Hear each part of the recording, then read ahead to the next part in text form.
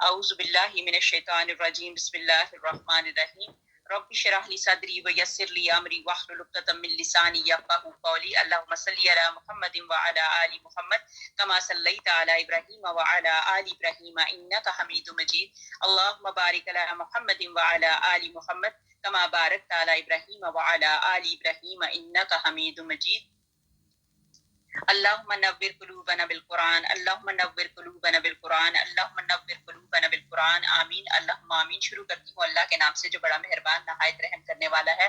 الحمدللہ آج ہمارا سپارہ نمبر 6 ہے، سورۃ نساء ہے، سورۃ نمبر 4 اور سورۃ نمبر 4 کی آیت نمبر 148 انشاءاللہ تعالی۔ شروع کرتی ہوں اللہ کے نام سے جو بڑا مہربان نہایت رحم کرنے والا ہے۔ برائی کے ساتھ آواز بلند کرنے کو اللہ تعالیٰ پسند نہیں فرماتا، مگر مظلوم کو اجازت ہے کہ اللہ تعالیٰ خوب سنتا اور جانتا ہے۔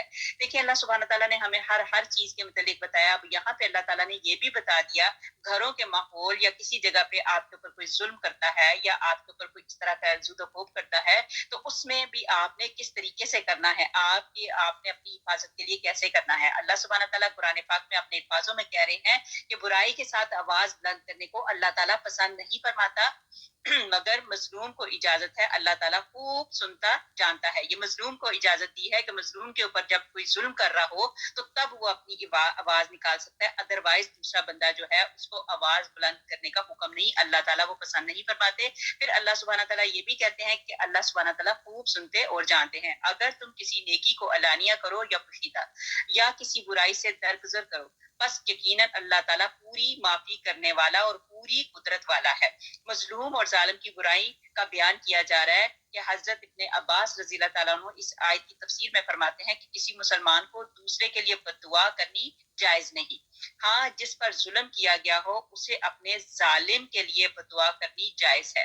اب اکثر ہم دیکھتے ہیں کہ ہم اپنے گھروں میں ایسے بیٹھے ہوتے ہیں، کوئی ایسے بدگمانیاں ہو جاتی ہے، حالانکہ اس بندی یا اس بندے میں وہ عیب ہوتا ہی نہیں، لیکن شیطان ہمارے دماغوں میں باتیں اس طرح کی گھسا دیتا ہے کہ ہمارا جو دل ہے تو وہ ناراض ہو جاتا ہے، تو ہم کیا کرتے ہیں، بدگمانی میں بھی بددعا دے دیتے ہیں۔ تو جس کا ہمیں پتہ ہی نہیں تو اس میں تو بالکل بددعا دینی ہی نہیں۔ لیکن یہاں پہ بتایا کسی مسلمان کو دوسرے کے لیے بددعا کرنی جائز نہیں، ہاں جس پر ظلم کیا گیا ہو اسے اپنے ظالم کے لیے بددعا کرنی جائز ہے، اور وہ بھی اگر صبر و تحمل کرے تو فضیلت اسی میں ہے۔ دیکھیں جب دل دکھتا ہوتا ہے، پریشانی آتی ہے، جب کوئی اتنا زیادہ پریشان کرتا ہے تو جب دل دکھ جاتا ہے تو منہ سے بددعا نکل جاتی ہے۔ لیکن کبھی کبھی ایسا بھی ہوتا ہے جب کوئی ظالم کسی کے اوپر ظلم کرے تو جب جو بیچارہ جو ظلم سہنے والا ہے تو اس کے دل کے اندر سے ایسی آواز نکلتی ہے جو اللہ کو جا لگ جاتی ہے۔ تو یہ بھی بات ہوتی ہے کہ اندر بندہ کوشش کرے، صبر کر لے تو بڑی بات ہے۔ صبر کرنے والوں کے ساتھ اللہ تعالیٰ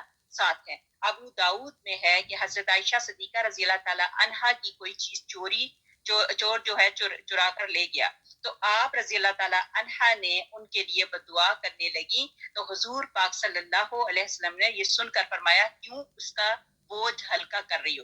اب یہ ہے نا اس کے لیے بددعا کرنا، کبھی کبھی ایسا ہوتا ہے کہ کچھ پریشانیاں ہمارے اوپر آ جاتی ہیں، ہمیں جب پریشانیاں آتی ہیں تو ہم ان کے متعلق باتیں کرنی شروع کر دیتے ہیں جن کی وجہ سے ہمارے دل دکھتے ہوتے ہیں، تو ہم ان کے متعلق باتیں کرتے ہیں، کبھی اچھی سچی باتیں بھی ہوتی ہیں، کبھی جھوٹی باتیں بھی ہوتی ہیں، تو کبھی غیبت آ جاتی ہے، کبھی دوسری چیزیں آ جاتی ہیں۔ تو اس سے کیا ہوتا ہے، جس کے بارے میں ہم بات کر رہے ہوتے ہیں تو اس کے جو گناہ ہیں ان کے گناہوں کا بوجھ ہلکا ہوتا جا رہا ہے، تو اللہ معاف فرما دے۔ حضرت حسن رحمۃ اللہ علیہ فرماتے ہیں کہ اس کے لیے بددعا نہیں کرنی چاہیے، بلکہ یہ دعا کرنا چاہیے اللہم اعنی علیہ واستخرج حقی منہ، کہ اے اللہ اس چور پر تو میری مدد کر اور اس سے میرا حق دلوا دے۔ آگے ہمارے پاس آ گئی آیت نمبر 151۔ جو لوگ اللہ تعالیٰ کے ساتھ اور اس کے پیغمبروں کے ساتھ کفر کرتے ہیں، اور جو لوگ یہ چاہتے ہیں کہ اللہ کے اور رسولوں کے درمیان فرق رکھیں، اور جو لوگ کہتے ہیں کہ بعض نبیوں پر تو ہمارا ایمان ہے اور بعض پر نہیں، اور چاہتے ہیں کہ اس کے اور اس کے بین کوئی راہ نکال لیں، یقین مانو کہ یہ سب لوگ اصلی کافر ہیں، اور کافروں کے لیے ہم نے اہانت امیز سزا تیار کر رکھی ہے۔ اور جو لوگ اللہ پر اور اس کے تمام پیغمبروں پر ایمان لاتے ہیں ان میں سے کسی میں فرق نہیں کرتے، یہ ہیں جنہیں اللہ تعالیٰ ان کے پورے ثواب دے گا، اللہ تعالیٰ بڑی مغفرت والا، بڑی رحمت والا ہے۔ ابو داؤد وغیرہ میں ہے کہ ایک شخص سرکار محمد صلی اللہ علیہ وسلم رسالت میں آپ صلی اللہ علیہ وسلم کی خدمت میں حاضر ہو کر عرض کرتا ہے یا رسول اللہ صلی اللہ علیہ وسلم مجھے میرا پڑوسی بہت ایذا کرتا ہے. اور آپ صلی اللہ علیہ وسلم نے فرمایا نبی پاک حضرت محمد مصطفیٰ صلی اللہ علیہ وسلم اتنے حکمت والے اتنے پیارے طریقے سے جب یہ میں نے حدیث پڑھی تو مجھے بڑا پیار آیا آقا کریم صلی اللہ علیہ وسلم پہ کہ آقا کریم صلی اللہ علیہ وسلم بھی کتنی حکمت سے بات کرتے تھے کہ آقا کریم صلی اللہ علیہ وسلم نے اس کو کہا کہ اگر تجھے تیرا پڑوسی تنگ کرتا ہے تو جا ایک کام کر اپنا کل مال و اسباب گھر سے نکال کر باہر رکھ دے. اس نے ایسا ہی کیا اور راستے پر اپنا مال اسباب ڈال کر وہیں بیٹھ گیا. اب جو گزرتا ہے وہ پوچھتا ہے کیا بات ہے؟ یہ کہتا ہے کہ میرا پڑوسی مجھے ستاتا ہے، میں تنگ آ گیا ہوں اور اسے برا بلا کہتا ہے. کوئی کہتا ہے کہ اللہ کی مار اس پر. اب یہ ظاہری بات ہے جو لوگ راستے میں سے گزر رہے تھے تو اس نے اس کو مطلب اس کی حمایت میں ہی بات کر رہے تھے کہ تم نے اپنا سامان کیوں باہر رکھا ہوا. تو وہ کہتا ہے مجھے میرا پڑوسی تنگ کر رہا ہے تو اس وجہ سے میں یہاں اس طرح بیٹھا ہوں. تو اب جو بھی آنے جانے والا ہوتا تھا وہ پڑوسی کو دوسرے پڑوسی کے متعلق یہی کہتے تھے، برا بلا کہتے تھے اور کہتے تھے کہ اللہ کی مار اس پر. کوئی کہتا ہے کہ اللہ غارت کرے. جب پڑوسی کو اپنے اس طرح کی رسوائی کا حال معلوم ہوا تو اس کے پاس آیا، مطلب اسی پہلے والے پڑوسی کے پاس آیا اور منتیں کر کے لے گیا کہ اپنے گھر چلو، اللہ کی قسم اب مرتے دم تک آپ کو کسی طرح نہ ستاؤں گا. لیکن اس وقت اس کو اپنی ذلت کا احساس ہوا تو پھر اس نے کہا. پھر آگے بتایا کہ تمام انبیاء پر ایمان لانا ضروری ہے. اس آیت میں بیان ہو رہا ہے کہ ایک نبی کو بھی جو نہ مانے وہ کافر ہے. دیکھیں اللہ تعالیٰ نے ہمارے جتنے انبیاء بھیجے ان میں سے ایک کو بھی نہ ماننا یہ کفر ہے. یہودی سوائے حضرت عیسیٰ علیہ السلام کی اور حضرت محمد مصطفیٰ صلی اللہ علیہ وسلم کی اور تمام نبیوں کو مانتے تھے. نصرانی افضل الرسول خاتم الانبیاء حضرت محمد مصطفیٰ صلی اللہ علیہ وسلم کے سوا اور انبیاء پر ایمان رکھتے تھے. اب یہ ان کا بتایا کہ کسی کو ماننا اور کسی کو نہ ماننا یہ گناہ ہے. تو اس سے یہ اہل کتاب درخواست کرتے ہیں کہ تو ان کے پاس کوئی آسمانی کتاب لا دے. حضرت موسیٰ علیہ السلام سے تو انہوں نے اس سے بھی بہت بڑی درخواست کی تھی، کہا تھا کہ تو ہمیں کلم کھلا اللہ تعالیٰ کو دکھا دے. استغفر اللہ.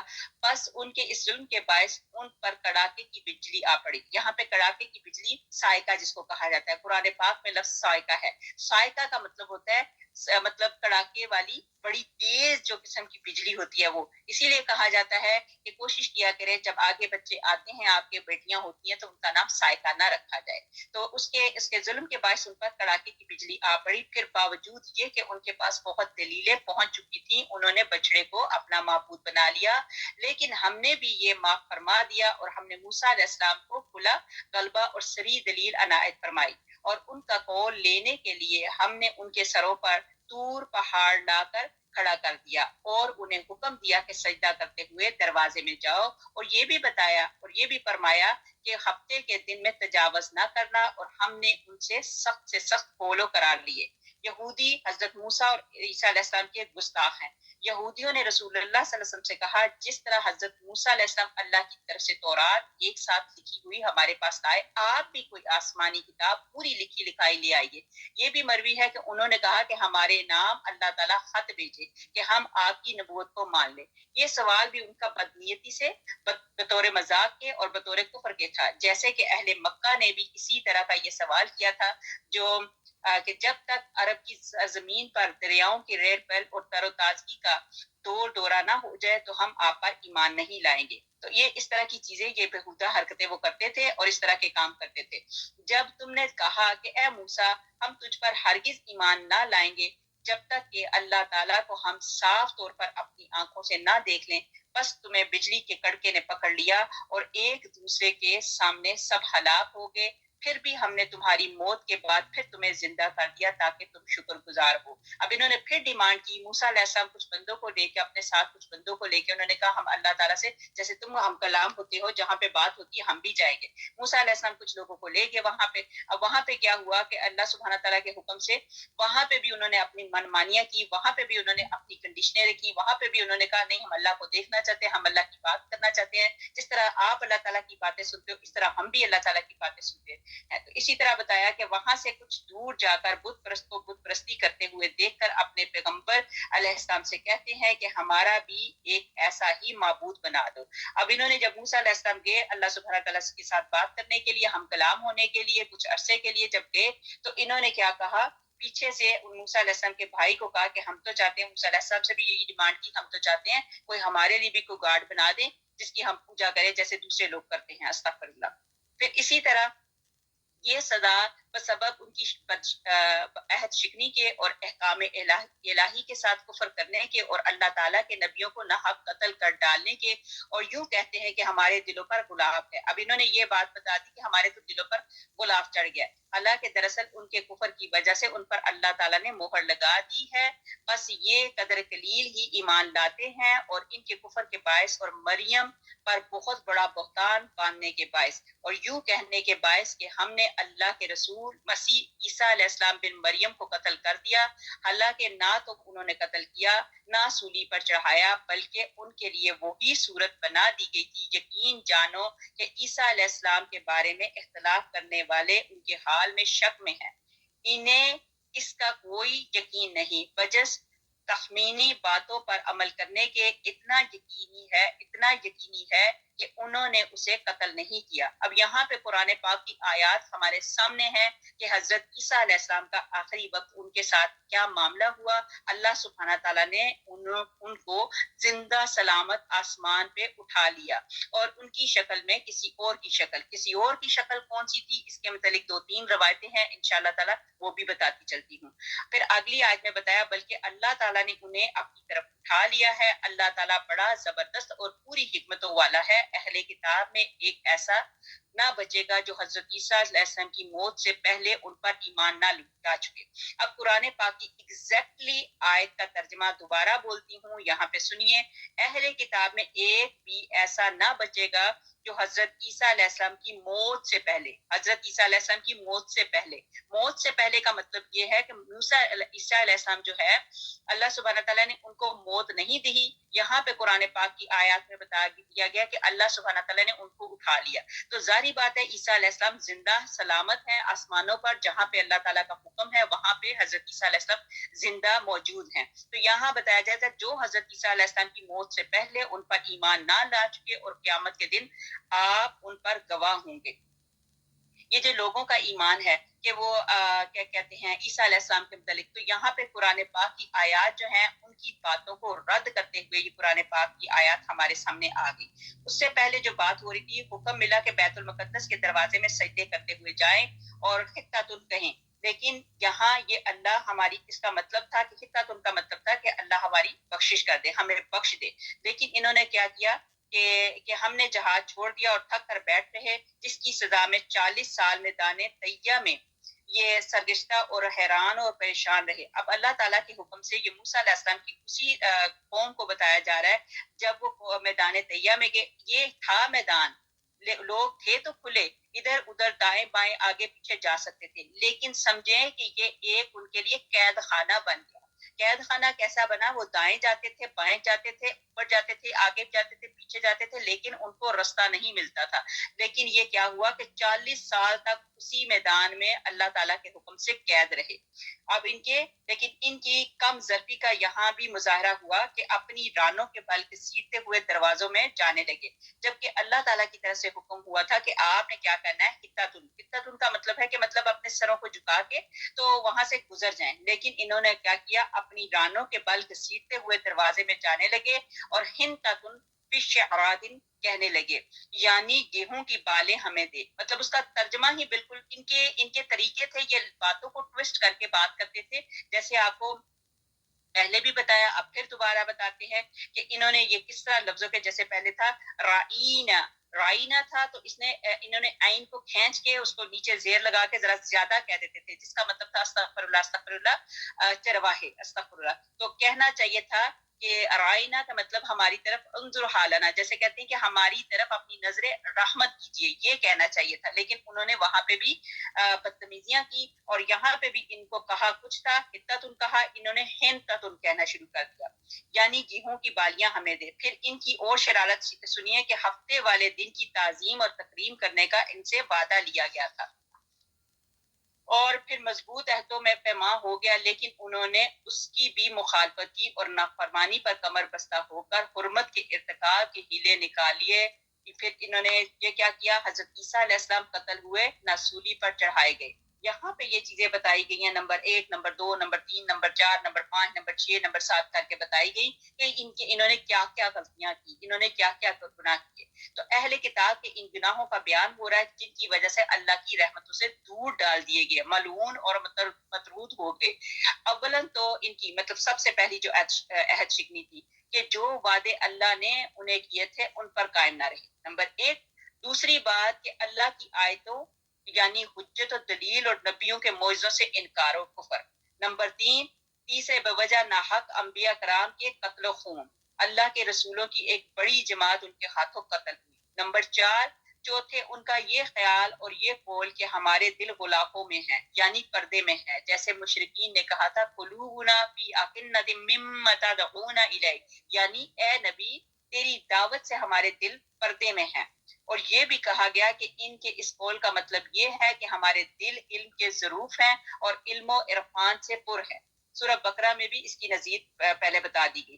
اللہ تعالیٰ ان کے اس قول کی تردید کرتا ہے کہ یوں نہیں بلکہ ان پر اللہ تعالیٰ نے مہر لگا دی گئی ہے کیونکہ یہ کفر میں پختہ ہو چکے ہیں، اور یہ کہ ہمارے دل بوجہ ان پر غلاف ہونے کے نبی پاک حضرت محمد مصطفیٰ صلی اللہ علیہ وسلم کی باتوں کو یاد نہیں کر سکتے، تو انہیں جواب دیا گیا کہ ایسا نہیں بلکہ تمہارے کفر کی وجہ سے تمہارے دل جو ہیں مست ہو گئے ہیں۔ نمبر 5، جرم عظیم بیان ہو رہا ہے کہ انہوں نے سیدہ مریم علیہ السلام پر استغفر اللہ استغفر اللہ استغفر اللہ پر زناکاری جیسی بدترین شرمناک تہمت لگائی۔ دیکھیے وہ کتنی معصوم، کتنی برگزیدہ، کیسے ماحول میں پلی، انہوں نے تو لوگوں کی کسی مرد کی شکل بھی نہیں دیکھی تھی، تو دیکھیں لوگوں کا کیا ہے، لوگ تو ایسی سیدہ علیہ السلام پر اتنا بڑا انہوں نے بہتان لگا دیا، تو ہماری تو کوئی اوقات ہی نہیں، ہمارے اوپر کوئی بات کر دیتا ہے تو ہم تو عام سے بندے ہیں، انہوں نے تو ان کو نہیں چھوڑا، پھر اسی زناکاری کے عمل سے حضرت عیسیٰ علیہ السلام کو پیدا شدہ بتلایا، استغفر اللہ استغفر اللہ استغفر اللہ۔ یہ ہمارے منہ سے یہ جو باتیں بھی نکلتی ہیں یہ صرف اپنی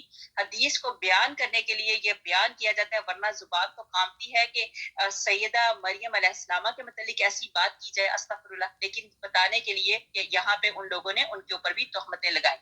بعض نے تو اس سے بھی ایک قدم آگے رکھا اور کہا کہ یہ بدکاری استغفر اللہ حیض کی حالت میں ہوئی ہے، اللہ کی ان پر پھٹکار ہو اور ان کی بد زبانی سے اللہ کے مقبول بندے بھی نہ بچ سکے۔ پھر ان کا چھٹا گناہ یہ تھا، یہ بھی ابھی میں چھٹا گناہ گنوا رہی ہوں، چھٹا گناہ یہ تھا کہ یہ بطور تمسخر اپنی بڑائی کی یہ ہانک بھی لگاتے ہیں کہ ہم نے حضرت عیسیٰ علیہ السلام کو مار ڈالا۔ اب یہاں پہ جو انہوں نے پہلی 5-6 باتیں کی، تو اب چھٹی بات میں انہوں نے یہ بھی ان کے دماغ میں ہے کہ ہم نے، تم کون ہوتے ہو بھائی حضرت عیسیٰ علیہ السلام کو مارنے والے، جبکہ اللہ سبحانہ تعالیٰ نے قرآن پاک کی آیت میں صاف صاف بتا دیا کہ اللہ سبحانہ تعالیٰ نے ان کو زندہ سلامت آسمان پہ اٹھا لیا۔ میں بھی سوچتی ہوں، آپ بھی سوچتے ہوں گے کہ کیسی حالت ہوگی، اس طرح کے حالات ہوں گے کہ حضرت عیسیٰ علیہ السلام اللہ سبحانہ تعالیٰ کے پاس زندہ آسمانوں پہ اس وقت موجود ہیں اور پھر اللہ کے حکم سے واپس آئیں گے، انشاءاللہ اگلی آیت میں بتاتے ہیں۔ پھر اس کے بعد بطور تمسخر مشرکین حضرت محمد مصطفیٰ صلی اللہ علیہ وسلم سے کہتے تھے کہ اے وہ شخص جس پر قرآن اتارا گیا ہے تو مجنون ہے، معاذ اللہ معاذ اللہ معاذ اللہ، توبہ استغفار۔ پورا واقعہ ہے کہ یہ ہے کہ جب اللہ تعالیٰ نے حضرت عیسیٰ علیہ السلام کو نبوت سے سرفراز فرما کر بھیجا اور آپ کے ہاتھ پر بڑے بڑے معجزے دکھلائے، مثلا پیدائشی اندھوں کو بینا کرنا، حکم اللہ تعالیٰ کا تھا، اللہ تعالیٰ نے ان کو طاقت دے دی تھی کہ پیدائشی اندھوں کو بینا کرنا، کوڑیوں کو اچھا کرنا، مردوں کو زندہ کرنا، مٹی کے پرند بنا کر پھونک مارنا اور ان کا جاندار ہو کر اڑ جانا وغیرہ۔ تو یہودیوں کو بہت طیش آیا اور یہ مخالفت پر کمر بستہ ہو گئے اور ہر طرح سے ایذار ثانی شروع کر دی۔ آپ کی زندگی تنگ کر دی، کسی بستی میں چند دن آرام کرنا بھی آپ کو نصیب نہ ہوا۔ انہوں نے اتنا تنگ کر دیا تھا ان کو کہ اب انہوں نے کیا کیا، وہاں سے وہ چل پڑے، پھر کسی بستی میں اگر جاتے تو وہاں پہ آرام بھی نہ کرنے دیتے، پھر انہوں نے کیا کیا، جنگلوں اور بیابانوں میں اپنی والدہ کے ساتھ چلے گئے۔ اس کے بعد کیا ہوا کہ بادشاہ کے پاس لوگ گئے اور وہ بادشاہ جو تھا وہ ستارہ پرست مشرک تھا۔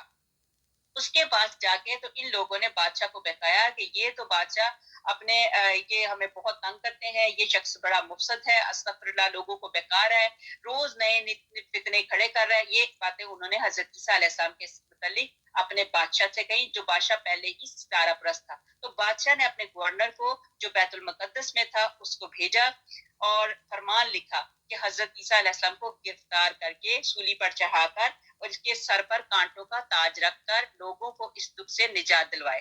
اب ڈفرنٹ ڈفرنٹ یہ روایتیں آئیں جو انشاءاللہ تعالیٰ تھوڑی تھوڑی کر کے میں آپ کے سامنے پیش کر دیتی ہوں کہ ایک جگہ پہ تو ایسا واقعہ بتایا کہ گورنر کو بھیجا اور ان کو بلا لیا. پھر اس کے بعد کیا جب حضرت عیسیٰ علیہ السلام نے یہ محسوس کر لیا کہ اب یا تو وہ مکان میں گھس کر آپ کو گرفتار کر لیں گے یا آپ کو خود باہر نکلنا پڑے گا, تو آپ علیہ السلام نے اپنے صحابہ سے فرمایا تم میں سے کون اس بات کو پسند کرتا ہے کہ اس پر میری مشابہت ڈال دی جائے. اب یہ جو دوسرا واقعہ, پہلا واقعہ تو وہ بتایا کہ گورنر کو بھیجا, گورنر کو لیٹر دے کے بھیجا کہ ان کے سر کے اوپر کانٹوں کا تاج بنا کے تو اس کو لے آئے.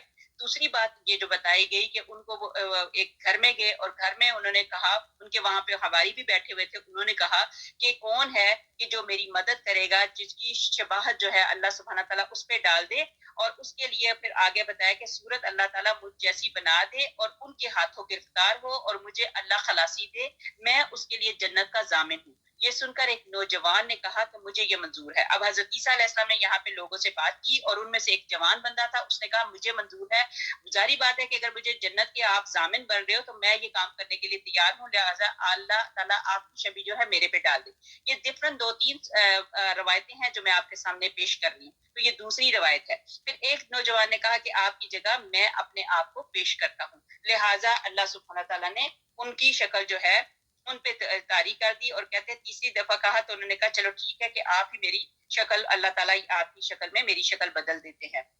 اور صورت بدل گئی اور بالکل یہ معلوم ہونے لگا کہ حضرت عیسیٰ علیہ السلام یہی ہیں, اور چھت کی طرف روزن نگودار ہو گیا اور حضرت عیسیٰ علیہ السلام پر اون کی حالت طاری ہو گئی, اور اسی طرح وہ کہ آسمان پر اٹھا لیے گئے. اللہ اکبر. تو یہ ایک تو طریقہ یہ بتایا. دوسری بات یہ بتائی کہ صبح کو ایک حواری یہودیوں کے پاس پہنچتا ہے اور کہتا ہے کہ اگر میں تمہیں عیسیٰ علیہ السلام کا پتہ بتا دوں تو مجھے کیا دلواؤ گے. اب یہ حواری جو ہے, جو کیا کہتے ہیں منافق قسم کا بندہ تھا, اس نے جا کے وہاں پہ ان لوگوں کو کہا کہ اگر میں حضرت عیسیٰ علیہ السلام تک آپ کو پہنچا دیتا ہوں تو آپ مجھے کیا دلواؤ گے. تو انہوں نے کہا 30 درم. چنانچہ اس نے وہ رقم لے لی اور حضرت عیسیٰ علیہ السلام کا پتہ بتلا دیا, اس سے پہلے کہ وہ شبے میں تھے. اب انہوں نے گرفتار کر لیا اور رسیوں میں جکڑ کر گھسیٹتے ہوئے لے چلے, اور بطور طعنہ زنی کے کہتے ہوئے کہ آپ تو مردوں کو زندہ کر دیا کرتے تھے, جنات کو بھگا دیا کرتے تھے, مجنون کو اچھا کر دیا کرتے تھے, اب کیا بات ہے خود اپنی ذات کو بھی نہیں بچا سکتے, ان رسیوں کو بھی نہیں توڑ سکتے, تھو ہے تمہارے اوپر, استغفر اللہ. یہ کہتے جاتے تھے اور کانٹے ان کے اوپر ڈالتے جاتے تھے. اسی طرح بے دردی سے گھسیٹتے ہوئے جب اس لکڑی کے پاس لائے جہاں سولی دینی تھی اور ارادہ کیا کہ سولی چڑھا دیں, اس وقت اللہ تعالیٰ نے اپنے نبی علیہ السلام کو اپنی طرف چڑھا لیا اور انہوں نے دوسرے شخص کو جو آپ کے مشابہ تھا سولی پر چڑھا دیا. واللہ عالم. پھر آگے ایک اور بات بتائی گئی کہ پھر 7 دن کے بعد حضرت مریم اور وہ عورت, حضرت مریم علیہ السلام اور وہ عورت جس کو حضرت عیسیٰ علیہ السلام نے جن سے نجات دلوائی تھی, وہاں آئیں اور گریازاری کرنے لگیں, اور ان کے پاس حضرت عیسیٰ علیہ السلام آئے اور ان سے کہا کیوں روتی ہو, مجھے تو اللہ تعالیٰ نے اپنی طرف بلند کر لیا اور مجھے ان کی ایذائیں نہیں پہنچی, ان پر تو شبہ ڈال دیا گیا ہے. میرے حواریوں سے کہو کہ مجھ سے فلاں جگہ ملے. چنانچہ یہ بشارت جب حواریوں کو ملی تو وہ سب کے سب 11 آدمی اس جگہ پہنچے جب حواری نے آپ کو بیچا تھا, اسے انہوں نے وہاں پایا. دریافت کرنے پر معلوم ہوا کہ اس نے ندامت اور شرمندگی کی وجہ سے اپنا گلا گھونٹ کر آپ کی خودکشی کر لی. آپ نے فرمایا اگر توبہ کرتا تو اللہ تعالیٰ اس کی توبہ قبول فرما لیتا. پھر پوچھا کہ یہ بچہ جو تمہارے ساتھ ہے اس کا نام یحییٰ ہے, اب یہ تمہارا ساتھی ہے, سنو صبح کو تمہاری زبانیں بدل دی جائیں گی, ہر شخص اپنی اپنی قوم کی زبان بولنے لگے گا, تو اسے چاہیے کہ اپنی قوم میں جا کر میری دعوت پہنچائے اور اللہ سے ڈرائے. یہ حواری نے جو یہاں پہ ایک اور بات بتا دی گئی کہ یہ حواری نے گلا گھونٹ کے اپنا ہی گلا گھونٹ کر خودکشی کر لی. واللہ عالم. یہ الگ الگ سٹوریاں ہیں, مزید لمبی ڈیٹیل ہے لیکن خلاصہ کہتی جاؤں گی. پھر حضرت عیسیٰ علیہ السلام کا نزول قرب قیامت میں دوبارہ ہوگا. یہ حدیث ہے کہ رسول پاک صلی اللہ علیہ وسلم نے فرمایا اس اللہ کی قسم جس کے ہاتھ میں میری جان ہے کہ ان قریب تم میں ابن مریم علیہ السلام نازل ہوں گے, عادل حاکم بن کر صلیب کو توڑیں گے, خنزیر کو قتل کریں گے اور جزیہ ہٹا دیں گے. مال اس قدر بڑھ جائے گا کہ اسے کوئی لینا پسند نہ کرے گا. ایک سجدہ کر لینا دنیا اور دنیا کی سب چیزوں سے محبوب تر ہوگا۔ اس حدیث کو بیان فرما کر راوی حدیث حضرت ابو ہریرہ رضی اللہ تعالیٰ عنہ نے بطور شہادت قرآن کی اسی آیت کو جو ہم نے ابھی پڑھی وَإِن مِّن کی آخر تک تلاوت کی۔ پھر اس کے بعد ایک اور آ گئی ہمارے پاس صحیح بخاری میں ہے کہ اس وقت کیا ہوگا جب تمہارے درمیان مسیح بن مریم اتریں گے اور تمہارا امام تمہیں میں سے ہوگا۔ ابو داؤد اور مسند احمد وغیرہ میں ہے کہ حضور پاک صلی اللہ علیہ وآلہ وسلم نے فرمایا کہ انبیاء کرام سب ایک باپ کے بیٹے بھائی کی طرح ہے، مائیں جدا جدا اور دین ایک۔ عیسیٰ بن مریم علیہ السلام سے زیادہ نزدیک تر میں ہوں، اس لیے کہ میرے اور ان کے درمیان میں کوئی نبی نہیں آیا، یقیناً وہ اترنے والے ہیں، بس تم انہیں پہچان لو۔ درمیانہ قد ہے، سرخ سفید رنگ ہے، دو ممسر کپڑے اوڑے اور باندھے ہوئے ہوں گے اور ان کے سر سے قطرے ٹپک رہے ہوں گے، اگرچہ تری نہ پہنچی ہو، صلیب توڑیں گے، خنزیر کو قتل کریں گے، جزیہ قبول نہ کریں گے، لوگوں کو اسلام کی طرف بلائیں گے۔ ان کے زمانے میں تمام ملتیں مٹ جائیں گی، صرف اسلام ہی اسلام رہے گا۔ ان کے زمانے میں اللہ تعالیٰ مسیح دجال کو ہلاک کرے گا، پھر زمین پر امانت واقعہ ہوگی، یہاں تک کہ کالے ناگ اونٹوں کے ساتھ، چیتے گائیوں کے ساتھ اور بھیڑیے بکریوں کے ساتھ چرتے چگتے پھرتے نظر آئیں گے، بچے سانپوں سے کھیلیں گے، انہیں وہ کوئی نقصان نہ پہنچائیں گے، 40 برس تک ٹھہریں گے، پھر فوت ہوں گے اور مسلمان آ کے جنازے کی نماز ادا کریں گے۔ یہ حضرت عیسیٰ علیہ السلام کے متعلق ایک یہ بیان آیا، اور پھر یہ بھی بتایا کہ جب حضرت عیسیٰ علیہ السلام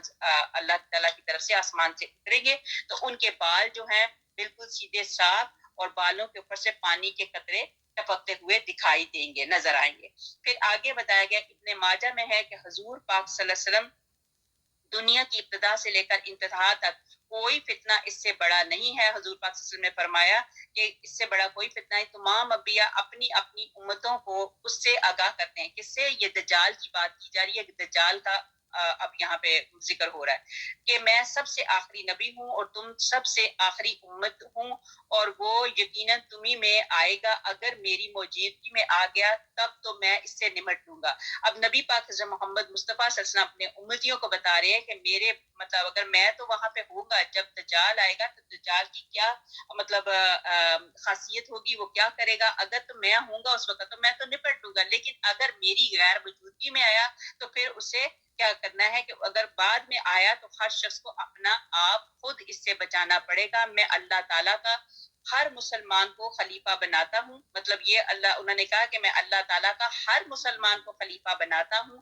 وہ شام اور عراق کے درمیان سے نکلے گا، دائیں بائیں خوب گھومے گا، لوگوں اے اللہ تعالیٰ کے بندو دیکھو دیکھو تم ثابت قدم رہنا۔ دیکھیں نبی پاک حضرت محمد مصطفیٰ صلی اللہ علیہ وسلم کو ہماری کتنی فکر ہے کہ وہ کہتے ہیں کہ تم ثابت قدم رہنا۔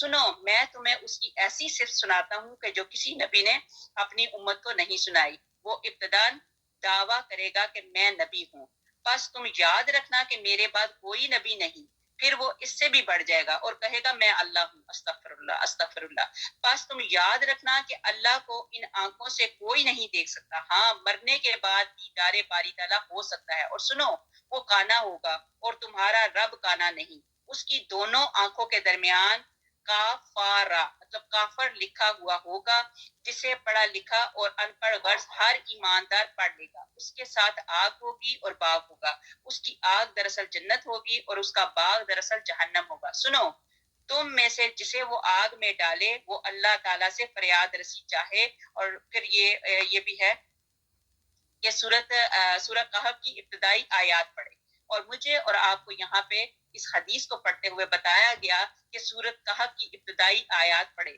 تو ہمیں یہ سورۃ کہف کی ابتدائی آیات یاد کر لینی چاہیے۔ پھر آگے بتایا گیا کہ اس کی وہ آگ اس پر ٹھنڈک اور سلامتی بن جائے گی، جیسے کہ خلیل اللہ علیہ السلام پر نمرود کی آگ ٹھنڈی ہو گئی تھی۔ اور اس کا یہ فتنہ یہ بھی ہوگا کہ وہ ایک اعرابی سے کہے گا اگر میں تمہارے مرے ہوئے باپ کو زندہ کر دوں تو پھر تو مجھے رب مان لے گا، اور وہ اقرار کرے گا۔ اتنے میں دو شیطان اس کی ماں اور باپ کی شکل میں ظاہر ہوں گے اور اس سے کہیں گے بیٹے یہی تیرا رب ہے، تو اسے مان لے۔ اور اس کا یہ ایک فتنہ یہ بھی ہوگا کہ وہ ایک شخص پر مسلط کر دیا جائے گا، اسے آرے سے چروا کر اور 2 ٹکڑے کروا دے گا، پھر لوگوں سے کہے گا میرے اس بندے کو دیکھنا، اب میں زندہ کر دوں گا۔ لیکن پھر بھی یہ یہی کہے گا کہ اس کا رب میرے سوا اور ہے، چنانچہ یہ اسے اٹھائے گا اور یہ خبیث اس سے پوچھے گا کہ تیرا رب کون ہے، اور وہ جواب دے گا میرا رب اللہ تعالیٰ ہے اور تو اللہ تعالیٰ کا دشمن دجال ہے۔ یہاں پہ ہمیں کلیئر کٹ طریقے سے بتا دیا گیا کہ دجال آئے گا، دجال کی کیفیت کیسی ہوگی، دجال کی شکل کیسی ہوگی۔ کسی جگہ پہ لکھا ہوا ہے اس کی ایک آنکھ پانی اور ایک آنکھ ایسی جیسے انگور کا دانہ باہر نکلا ہوتا ہے، اس طرح، اور ماتھے کے اوپر درمیان میں کاف و را، سبھی لوگ اس کو پڑھ سکیں گے۔ تو نبی پاک صلی اللہ علیہ وسلم نے فرمایا دجال آئے گا اور وہ نبی ہونے کا دعویٰ کرے گا، اور اس کے بعد وہ اس سے بھی بڑا دعویٰ کہ میں خدا ہوں، استغفر اللہ استغفر اللہ۔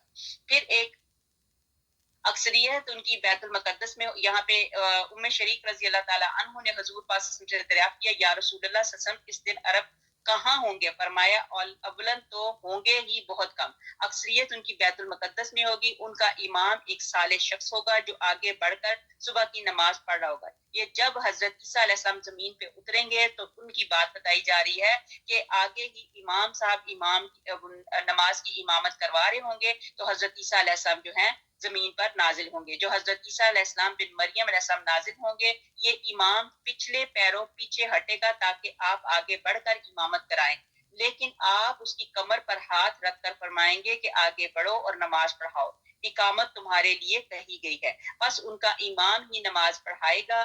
نماز سے فارغ ہو کر آپ فرمائیں گے کہ دروازہ کھول دو، بس کھول دیا جائے گا۔ ادھر دجال 70,000 یہودیوں کا لشکر لیے ہوئے موجود ہوگا، جس کے سر پر تاج اور جن کی تلواروں پر سونا ہوگا۔ دجال آپ کو دیکھ کر اس طرح گھلنے لگے گا جس طرح نمک پانی میں گھلتا ہے، اور ایک دم پیٹ پھیر کر بھاگنا شروع کر دے گا، لیکن آپ فرمائیں گے اللہ نے مقرر کر دیا ہے کہ تو میرے ہاتھ سے ایک ضرب کھائے گا، تو اسے ٹال نہیں سکتا، چنانچہ آپ اسے مشرقی باب لد کے پاس پکڑ لیں گے اور وہیں اسے قتل کریں گے۔ اب یہودی بدخواسی سے منتشر ہو کر بھاگیں گے، لیکن انہیں کہیں سر چھپانے کو جگہ نہ ملے گی۔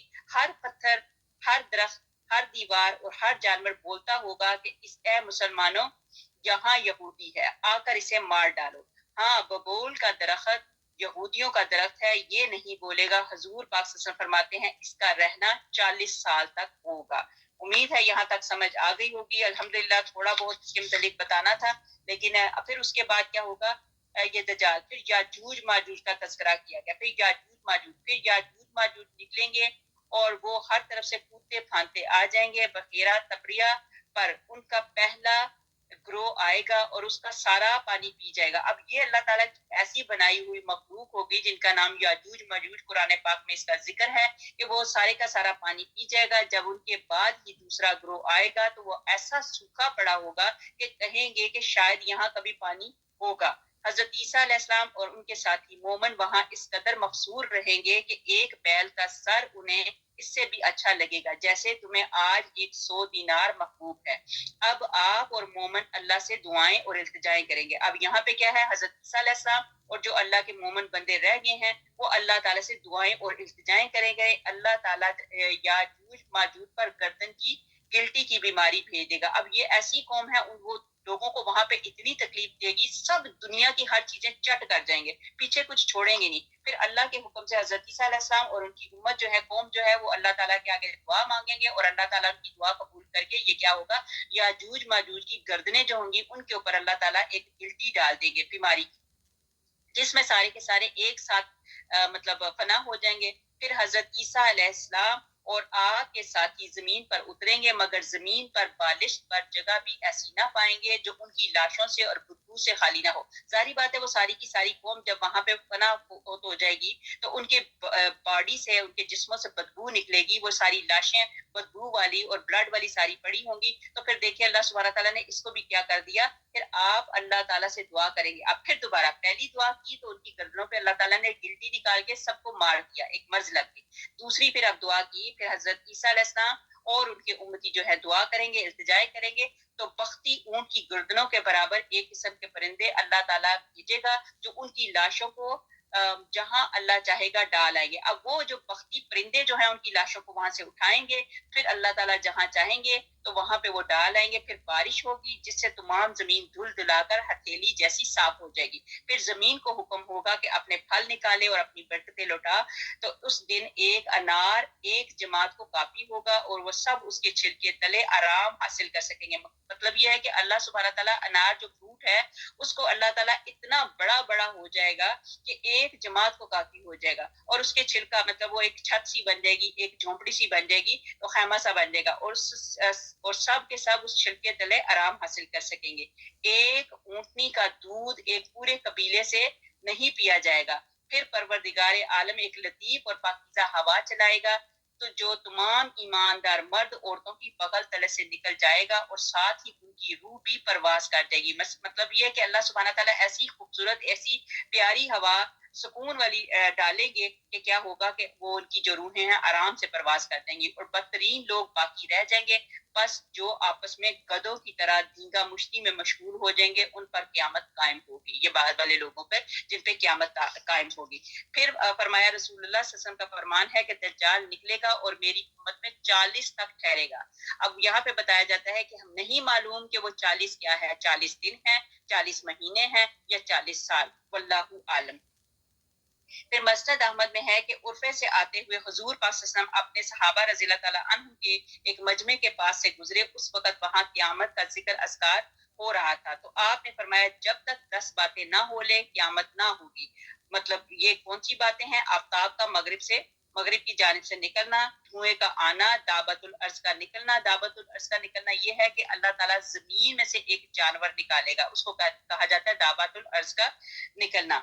پھر یہ قیامت کی نشانیاں ہیں، دعوت الارض کا نکلنا، یاجوج ماجوج کا آنا، عیسیٰ بن مریم علیہ السلام کا نازل ہونا، دجال کا آنا، 3 جگہ زمین کا دھنس جانا، شرک میں، غرب میں اور جزیرہ عرب میں، اور عدن سے ایک آگ کا نکلنا جو لوگوں کو کھانک کر ایک جگہ سے جا کر دوسری جگہ لے جائے گی، شب باشی بھی انہی کے ساتھ کرے گی، اور جب دوپہر کو وہ آرام کریں گے تو یہ آگ ان کے ساتھ ہی رہے گی۔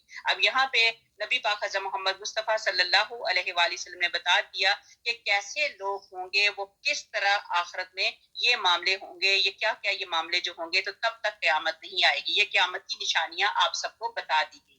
پھر آگے بتایا گیا بخاری اور مسلم میں ہے کہ میں نے حضرت موسیٰ علیہ السلام سے ملاقات کی، وہ درمیانہ قد صاف بالوں والے جیسے شنو قبیلے کے لوگ ہوتے ہیں، اور عیسیٰ علیہ السلام سے بھی ملاقات کی، وہ سرخ رنگ میانہ قد ہیں، ایسا معلوم ہوتا ہے کہ گویا ابھی حمام سے نکلے ہیں۔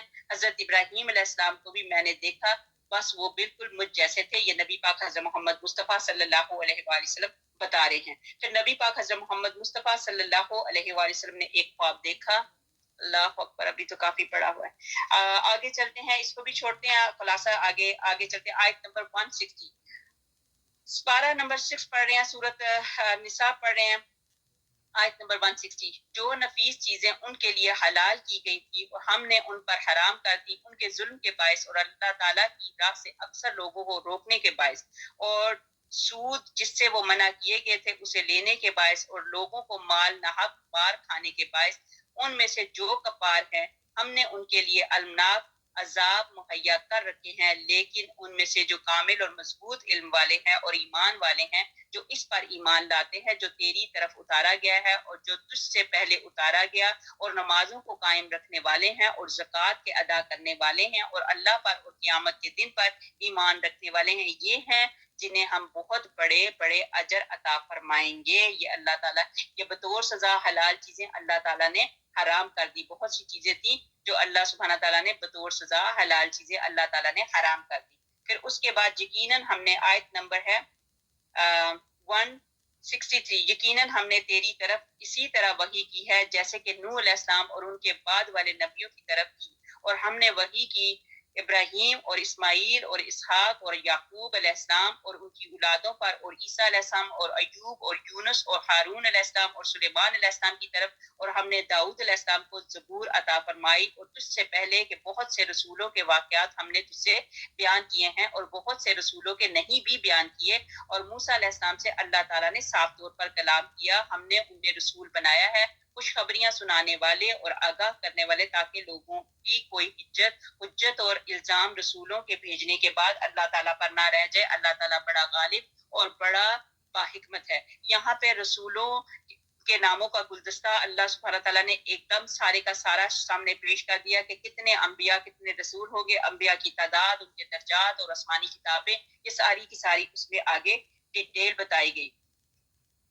پھر آگے بتایا گیا کہ جو کتابیں آئیں, اس کو آگے لے چلتی ہوں. حضرت ابو غفاری والی حدیث میں جو انبیاء کی گنتی کے بارے میں, اسے بھی سن لیجئے کہ آپ فرماتے ہیں کہ میں مسجد میں آیا, اس وقت حضور پاک صلی اللہ علیہ وسلم تنہا تشریف فرما تھے. میں آپ کے پاس بیٹھ گیا اور کہا آپ نے نماز کا حکم دیا ہے. آپ صلی اللہ علیہ وسلم نے فرمایا ہاں, وہ بہتر چیز ہے, چاہے کوئی زیادتی کرے یا چاہے کمی. میں نے کہا حضور کون سا عمل افضل ہے؟ فرمایا اللہ تعالیٰ پر ایمان لانا اور اس کی راہ میں جہاد کرنا. میں نے کہا حضور کون سا مومن افضل ہے؟ فرمایا سب سے اچھے اخلاق والا. میں نے کہا حضور کون سا مسلمان اعلیٰ ہے؟ فرمایا جس کی زبان اور ہاتھ سے مسلمان سلامت رہیں. میں نے پوچھا کہ کون سی ہجرت افضل ہے؟ فرمایا برائیوں کو چھوڑ دینا. میں نے پوچھا کہ کون سی نماز افضل ہے؟ فرمایا لمبے قنوت والی. میں نے پوچھا کون سا روزہ افضل ہے؟ فرمایا فرض کفایت والا اور اللہ تعالیٰ کے پاس بہت بڑا چڑھا کر اجر و ثواب ہے. میں نے پوچھا کون سا جہاد افضل ہے؟ فرمایا جس کا گھوڑا ابھی کاٹ دیا جائے اور خود اس کا بھی خون بہا دیا جائے. اس کی حدیث کافی لمبی ہے لیکن خلاصہ یہ بیان کر دیا. آگے ہمارے پاس آگئی آیت نمبر 166.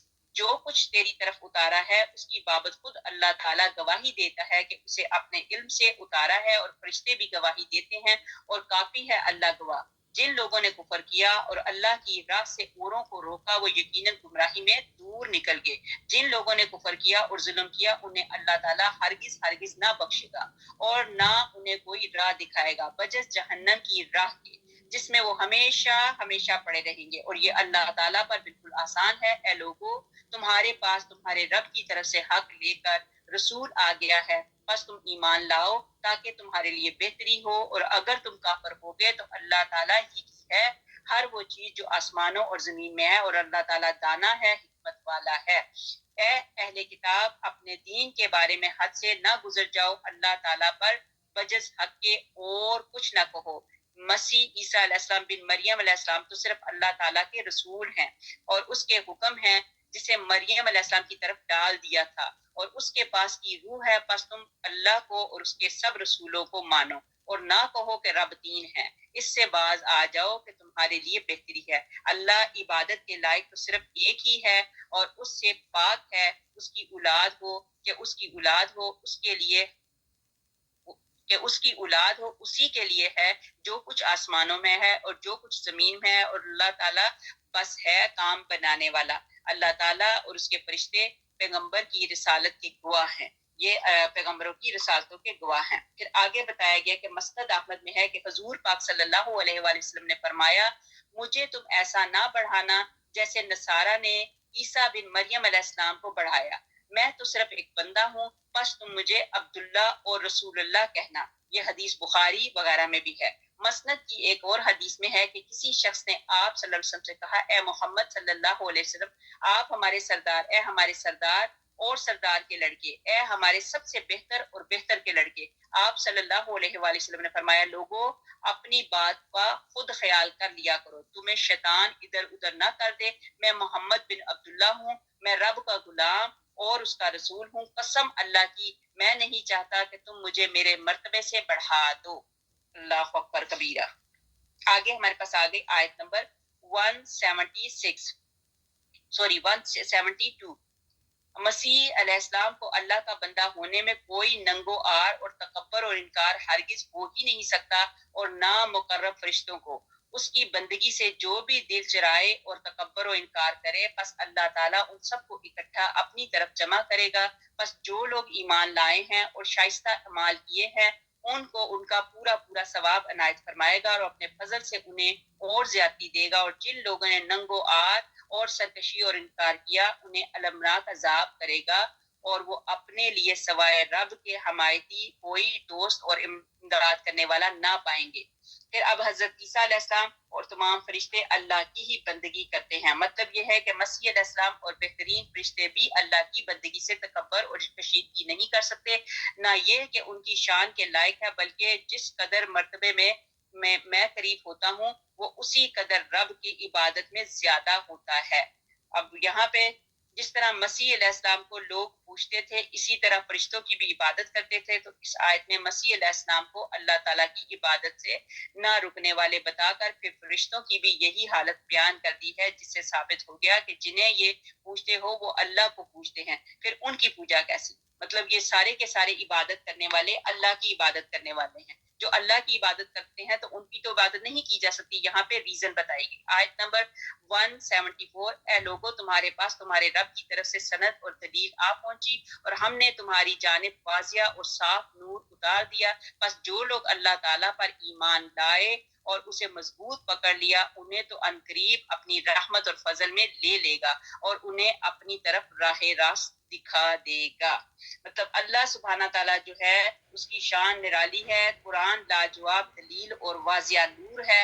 اللہ سبحانہ تعالیٰ کے متعلق ایک مثال بتاتی جاؤں کہ ایک بادشاہ تھا، تو بادشاہ کی بیویاں تھیں۔ دیکھو ساری چیزوں کو چھوڑ کے میری بہنوں اس چیز کو اپنے ذہن میں لگا لو کہ دنیا کی محبت، دنیا میں ہم نے کسی چیز سے، کسی انسان سے یا کسی چیز سے محبت کی تو وہ ساری کی ساری چیزیں جو ہے وہ فانی ہیں، کوئی چیز آگے کام آنے والی نہیں۔ لیکن اللہ کی محبت جو ہے یہ سب محبتوں سے اوپر محبت ہے۔ تو اللہ کی محبت کیا ہے کہ ساری چیزوں کو چھوڑ کے اپنے منہ، اپنے چہرے، اپنی روح، اپنا جسم جو ہے وہ اللہ کی طرف موڑ لو۔ دعا کرتی ہوں قرآن پاک کے اس بابرکت ذکر کے صدقے اللہ سبحانہ تعالیٰ ہم سب کے منہ، ہم سب کی روحیں، ہم سب کی جو چہرے ہیں وہ اللہ کی طرف کر دے۔ اس کی مثال یہ ہے کہ ایک بادشاہ تھا، بادشاہ کی شادیاں مطلب کافی بیویاں تھیں، تو ان بیویوں میں سے ایک بیوی جو تھی وہ تھوڑی سمارٹ تھی، سمجھدار تھی، مطلب سمجھ بوجھ سے کام لیتی تھی۔ تو اب بادشاہ نے کیا کہا، ایک دن بادشاہ کا دل بڑا خوش ہوا، تو بادشاہ نے کیا کہا، اپنی ساری بیویوں کو کہا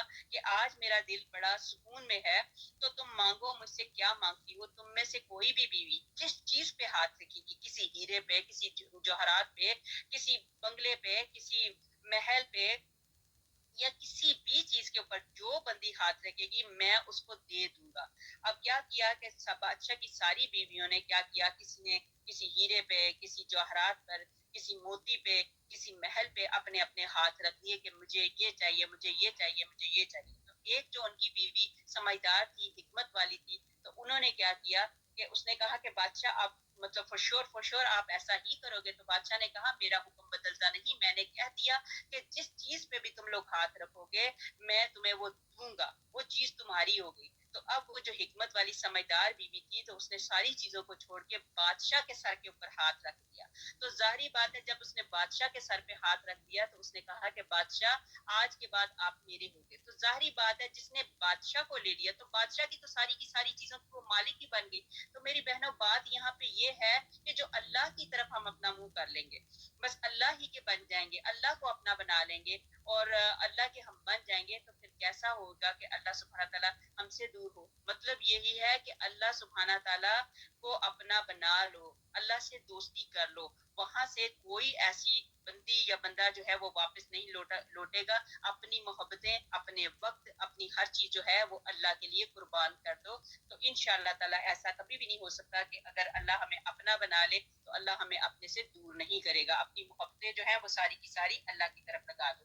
آگے ہمارے پاس آ گئی آیت نمبر 176، تجھ سے فتویٰ پوچھتے ہیں تو کہہ کہ اللہ تعالیٰ خود تمہیں کلالہ کے بارے میں فتویٰ دیتا ہے، اگر کوئی شخص مر جائے جس کی اولاد نہ ہو تو ایک بہن ہو تو اس کے لیے اس کے چھوڑے ہوئے کا آدھا حصہ اور بھائی اس بہن کا وارث ہوگا، اور اگر اس کے اولاد نہ ہو بس اگر بہنیں دو ہوں تو انہیں کل چھوڑے ہوئے کا 2/3 ملے گا، اور اگر کئی شخص اس ناطے کے ہیں مرد بھی اور عورتیں بھی تو مرد کے لیے حصہ مثل 2 عورتوں کے، اور اللہ تعالیٰ تمہارے لیے بیان فرما رہا ہے ایسا نہ ہو کہ تم بہک جاؤ، اللہ تعالیٰ ہر چیز سے واقف ہے۔ یہاں پہ کلالہ کی بات جو ہو رہی ہے، کلالہ وہ اس کو کہا جاتا ہے جس کے کوئی اولاد نہ ہو، تو اس کے بارے میں یہ بات کی جا رہی ہے۔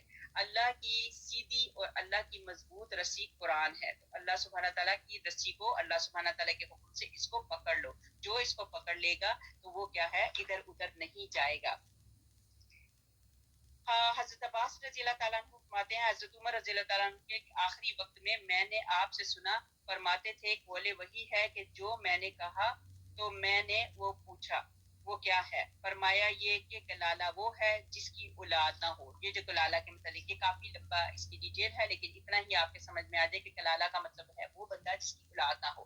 پھر آگے ہمارے پاس سورۃ مائدہ شروع ہو گئی. شروع کرتی ہوں اللہ کے نام سے جو بڑا مہربان نہایت رحم کرنے والا ہے. اے ایمان والو عہد و پیمان پورے کیا کرو، تمہارے لیے مویشی چوپائے حلال کیے جاتے ہیں بجز ان کے جن کے نام پڑھ کر سنا دیے جائیں گے، مگر حالت احرام میں شکار کو حلال جاننے والا نہ بننا. یقیناً اللہ تعالیٰ جو چاہے حکم کرتا ہے. یہ ایمان والو اللہ تعالیٰ کے نشانوں کی بے حرمتی نہ کرو اور نہ ادب والے مہینوں کی، نہ حرم میں قربان ہونے والے جانوروں کی، اور نہ ان کے پٹے والے جانوروں کی جو کعبہ کو جا رہے ہوں، اور نہ ان لوگوں کی جو بیت اللہ کے قصد سے اپنے رب تعالیٰ کے فضل اور اس کی رضا جوئی کی نیت سے جا رہے ہوں.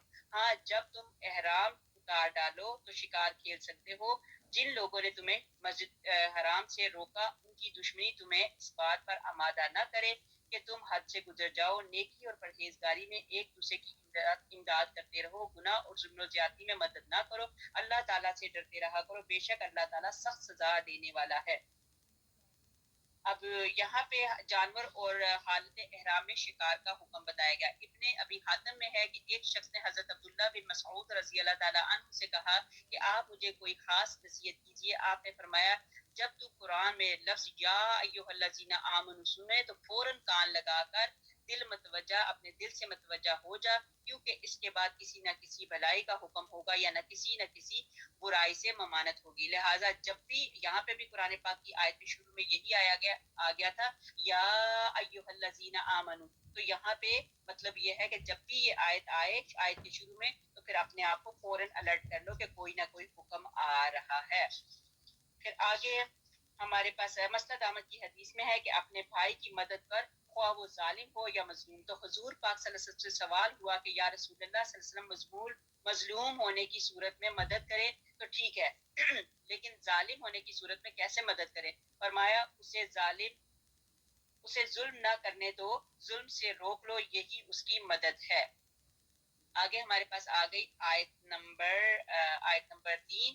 تم پر مردار حرام کیا گیا ہے، خون اور خنزیر کا گوشت جو اللہ تعالیٰ کے سوا دوسروں کے نام پر مشہور کیا گیا ہو، جو گلا گھٹنے سے مرا ہوا ہو اور جو کسی ضرب سے مر گیا ہو، جو اونچے سے گر کر مرا ہوا ہو، کسی ٹکر سے مرا ہوا ہو جسے درندوں نے پھاڑ کھایا ہو، لیکن اسے تم ذبح کر ڈالو تو حرام نہیں. اور جو پرستش گاہوں پر چڑھایا گیا ہو تم پر حرام کیا جاتا ہے. قرہ کے تیروں کے ذریعے تقسیم کرنا یہ سب بدترین گناہ ہے. آج کفار تمہارے دین سے نا امید ہو گئے ہیں، خبردار تم ان سے نہ ڈرنا اور مجھ سے ڈرتے رہا کرنا. آج میں نے تمہارے لیے دین کو کامل کر دیا اور تم پر اپنا تمام انعام بھرپور کر دیا اور تمہارے لیے اسلام کے دین ہونے پر رضامند ہو گیا.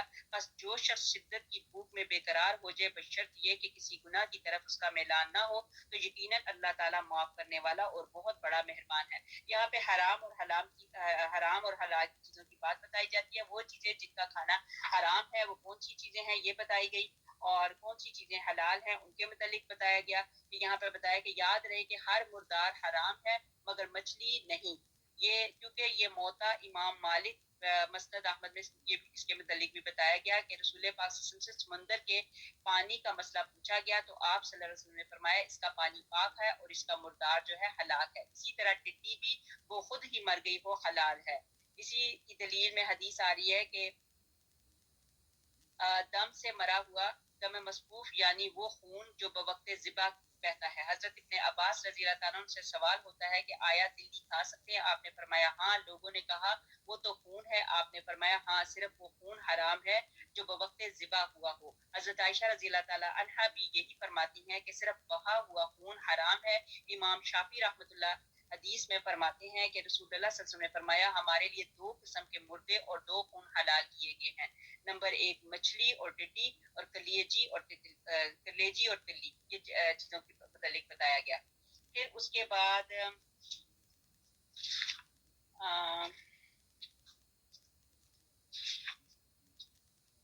کچھ یہ بتایا گیا کہ حضرت مجاہد نے بھی یہ کہا کہ عرب ان تیروں کے ذریعے اور فارسی رومی 500 کے ذریعے جوا کھیلتے تھے تو جو مسلمانوں پر حرام کیا گیا ہے، یہ چیزیں جو ہیں حرام ہیں، اس سے بچنا چاہیے۔ پھر اس کے بعد تھوڑا استخارے کے متعلق کہا گیا کہ سنن میں ہے کہ جابر بن عبداللہ رضی اللہ تعالیٰ عنہ فرماتے ہیں ہمیں رسول پاک صلی اللہ علیہ وسلم جس طرح قرآن کی صورتیں سکھاتے تھے، اسی طرح ہمارے کاموں میں استخارہ کرنا بھی تعلیم فرماتے تھے۔ آپ ارشاد فرمایا کرتے تھے کہ جب تم میں سے کسی کو کوئی اہم کام آ پڑے، اب یہ جیسے تیر اندازیاں اور اس طرح کے کام کرتے تھے ان سے منع کیا گیا، لیکن یہ بتایا گیا کہ آپ بجائے اس طرح کے کام کرنے کے جب بھی آپ کو کوئی ایسی بات اللہ تعالیٰ سے مشورہ کرنا ہو تو استخارہ کر لیا کرو۔ استخارہ کی دعائیں بتائی گئی ہیں، جو انشاءاللہ تعالیٰ رہی زندگی تو یہ میں استخارہ کی دعا جو ہے اس میں لگا دوں گی، تو یہ استخارہ کی دعا کر لیا کرو۔ تو استخارہ کا مطلب ہوتا ہے کہ اللہ تعالیٰ سے مشورہ کرنا، مشورے میں برکت ہوتی ہے۔ پھر آگے جو بتایا گیا کہ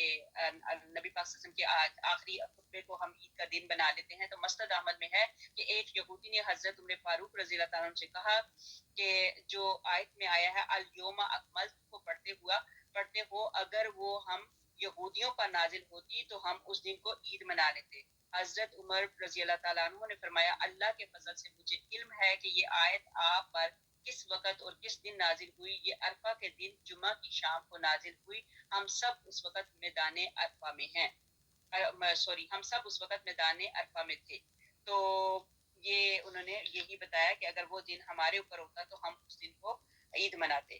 آگے ہمارے پاس آ گئی آیت نمبر 4، تجھ سے دریافت کرتے ہیں کہ ان کے لیے کیا کچھ حلال ہے، تو کہہ دے کہ تمام پاک چیزیں تمہارے لیے حلال کی گئی ہیں، اور جن حاصل کرنے والے شکار کھیلنے والے جانوروں کو تم نے سدھا رکھا ہے کہ تم انہیں تھوڑا بہت وہ سکھاؤ جس کی تعلیم اللہ تعالیٰ نے تمہیں دے رکھی ہے، پس وہ شکار کو تمہارے لیے پکڑ کر روک رکھیں، تم اسے کھا لو اور اس پر اللہ تعالیٰ کا نام ذکر کر لیا کرو، اللہ تعالیٰ سے ڈرتے رہا کرو، یقیناً اللہ تعالیٰ جلد حساب لینے والا ہے۔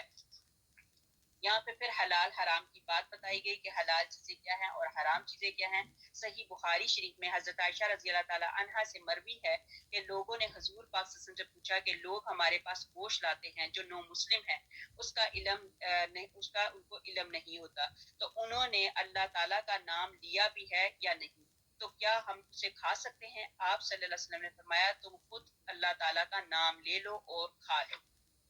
آگے ہمارے پاس آ گئی آیت نمبر 5، کل پاکیزہ چیزیں آج تمہارے لیے حلال کی گئی ہیں، اور اہل کتاب کا ذبیحہ تمہارے لیے حلال ہے اور تمہارا ذبیحہ ان کے لیے حلال ہے، اور پاک دامن مسلمان عورتیں جو تم سے پہلے کتاب دیے گئے ہیں ان کی پاک دامن عورتیں بھی حلال ہیں، جب کہ تم ان کا مہر ادا کرو، اسی طرح کہ تم ان سے باقاعدہ نکاح کرو، نہ بطور علانیہ زناکاری کے اور نہ بطور پوشیدہ بدکاری کے۔ منکرین ایمان کے اعمال ضائع اور اخارت ہیں، اور آخرت میں وہ ہارنے والوں میں سے ہیں۔ اب یہی ہے کہ جو بھی چیزیں ہیں بسم اللہ پڑھ کے کھا لی جائے، تو بسم اللہ پڑھے تو بسم اللہ پڑھ کے کھانے سے برکت ہوتی ہے۔ اس میں یہ بتایا ہے کہ جابر بن صبح رحمۃ اللہ علیہ فرماتے ہیں کہ مسنی عبد الرحمن حزائی کے ساتھ میں نے اوست واسط کا سفر کیا، تو ان کی عادت یہ تھی کہ کھانا شروع کرتے وقت تو بسم اللہ کہہ لیتے اور آخری لقمے کے وقت بسم اللہ اولو و آخرو کہتے۔ تو میں نے اس کا سبب پوچھا تو انہوں نے امیہ بن مخشی رضی اللہ تعالیٰ عنہ کی دعوت بیان کی اور فرمایا کہ حضور پاک صلی اللہ علیہ وسلم نے ایک شخص کو کھاتے ہوئے دیکھا کہ اس نے بسم اللہ نہیں پڑھی، یہاں تک کہ جب وہ آخری پہ پہنچا تو بولا بسم اللہ اولہ و آخرہ۔ حضور پاک صلی اللہ علیہ وسلم نے فرمایا واللہ شیطان اس کے ساتھ کھاتا رہا۔